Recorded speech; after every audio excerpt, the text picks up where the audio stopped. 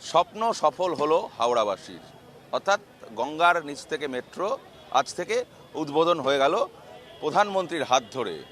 খুবই ভালো হবে, কারণ বাসের যা লেট হয়, মানে এইখান থেকে শিয়ালদা যেতেই আমার 1-1.5 ঘন্টা লাগে জ্যাম নিয়ে, মেট্রোতে 10-15 মিনিটে হয়ে যাবে। তারপর আমি ইউনিভার্সিটি যাই সল্ট লেকে, তো খুবই সুবিধা হবে। মেট্রো হওয়াতে আমরা খুব উপকৃত হয়েছি। আর যখন আমরা ছোটোবেলায় আমাদের ছেলেদের নিয়ে যেতাম, ভাবতাম কবে উদ্বোধন হবে।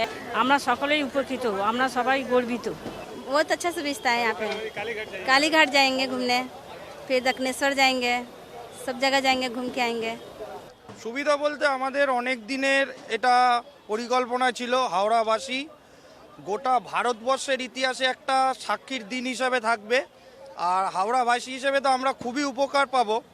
তারপরে আমাদের একটা বলবো, হাওড়াবাসী হিসেবে একটা আজ ইতিহাসের সাক্ষী যে গঙ্গার নিচ দিয়ে আমরা মেট্রো চলাচলের উপভোগ করতে পারবো।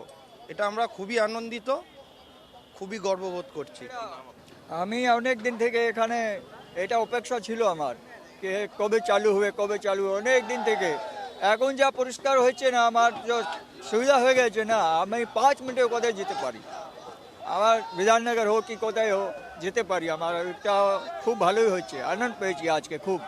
আগামীকাল থেকে সাধারণ মানুষের জন্য খুলে যাবে এই মেট্রো চলাচল, অর্থাৎ বাসের যে যানজট, সেই যানজট থেকে মুক্ত পাবে সাধারণ মানুষ এবং নিত্যযাত্রীরা। সেই কারণেই কিন্তু উচ্ছ্বসিত হাওড়াবাসী, এবং কলকাতা থেকে হাওড়ার যোগাযোগটা আরও মসৃণ হয়ে গেল।